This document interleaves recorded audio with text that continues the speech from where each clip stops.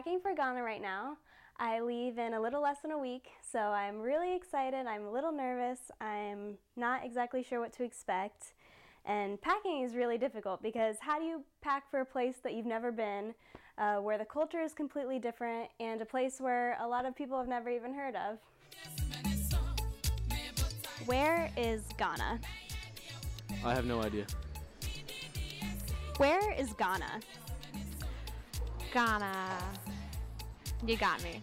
I don't know. Ghana. Is that in India? I don't know. Ghana is in Africa. Africa. Do you know what part of Africa?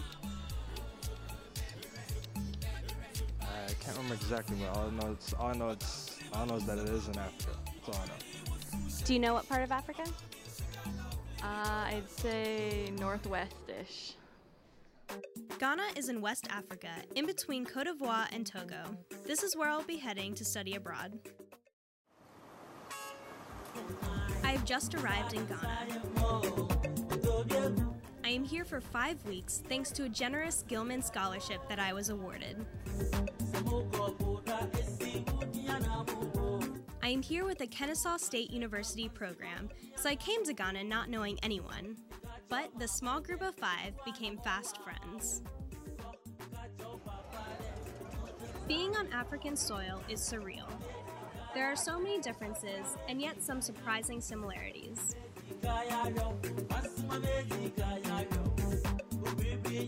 There is definitely some culture shock at first.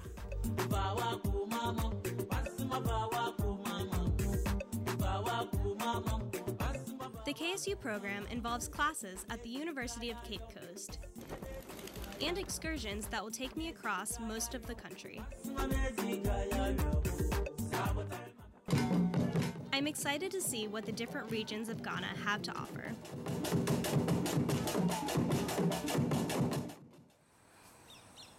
We arrive at my host family's home a few days after being in Ghana. I wasn't sure what to expect, but my family's home looks as familiar as any. It has a living room, and I have my own bedroom, complete with a mosquito net. But there are some differences.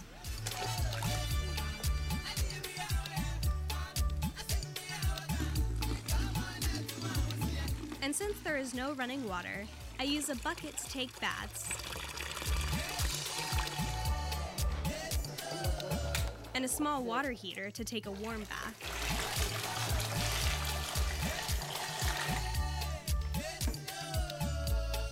My host family has been hosting students for 10 years, and I was curious to see what they got out of the experience. Education is not only in the classroom, but when you meet people together, you share ideas, you talk about their way of life. So you broaden your perspective, and you are able to, fit into any other society when you have a broad idea about issues.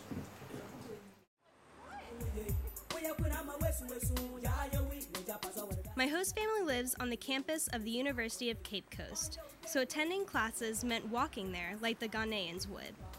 The trek is about 30 minutes in the intense humidity and hilly terrain. The university is familiar too. It has many buildings spanning a huge campus. The KSU program used a seminar-style classroom for my classes.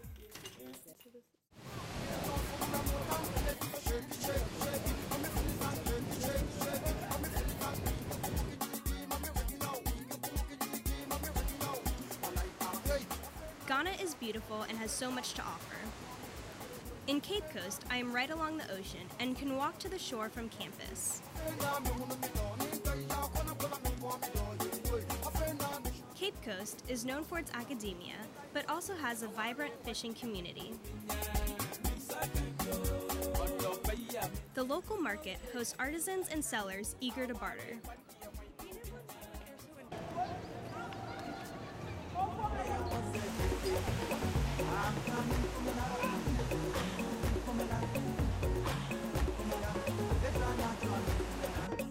After getting getting to know Cape Coast, the excursions around the country begin.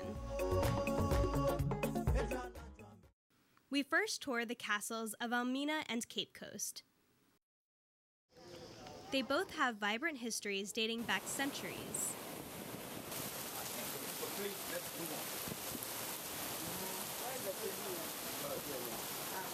When they died in the castle, they were thrown into the sea. That was the end of the captives.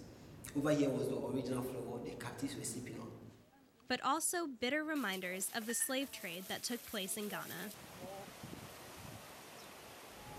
I became close with my host sister, Gifty, who is taking me to Takrade.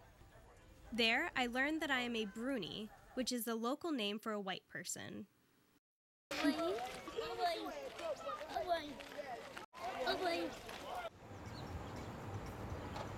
And I saw the shipyards that Ghana uses for trade. We then visit Nzulezu, the village on stilts.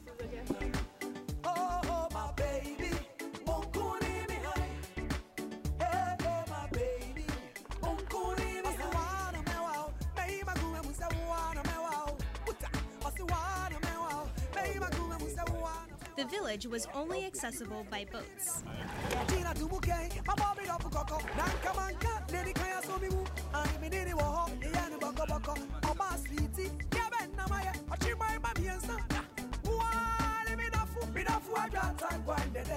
Kakum National Park is a protected rainforest area where I was able to walk along the canopy on a series of rope paths that are over 100 feet high.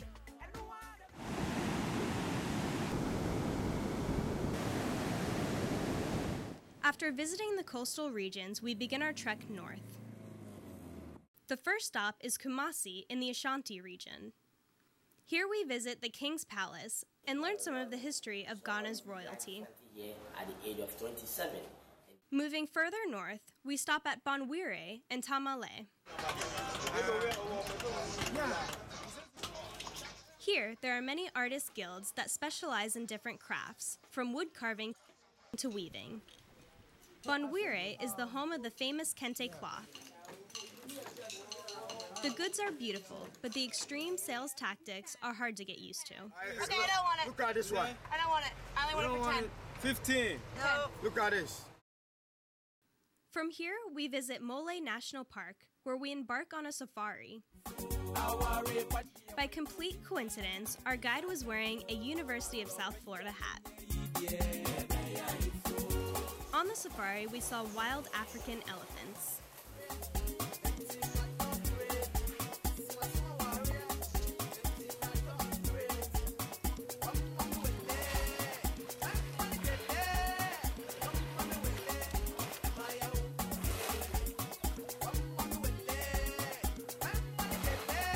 Traveling still farther north on our excursion, we finally reached the northern tip of Ghana and the border to Burkina Faso.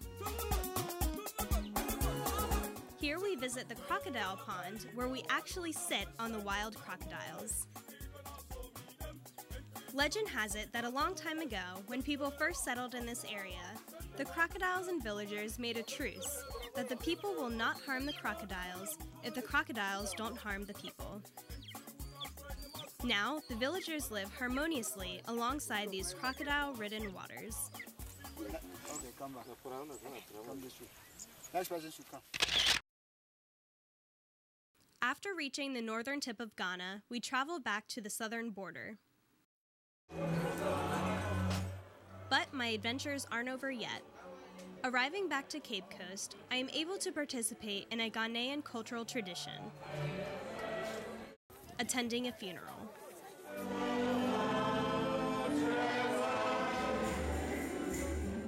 Funerals are very important in Ghana and last 3 days. I am attending this funeral with my host sister, Gifty, and have the honor of wearing a specially made funeral dress that everyone in attendance wears. This event is a unique and cultural experience for me, but I also had an incredible bonus. The president of Ghana, John Adam Mills, was also in attendance, and I met and shook hands with him.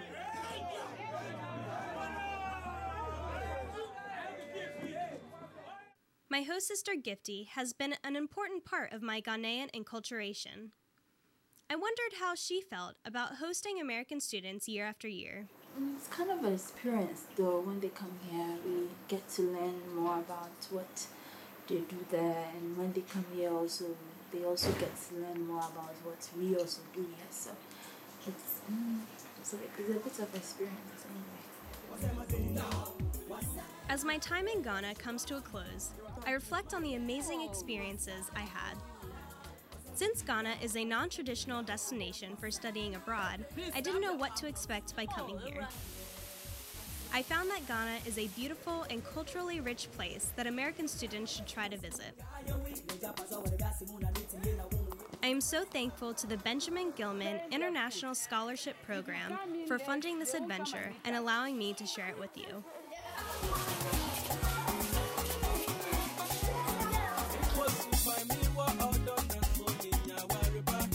Baby, I'm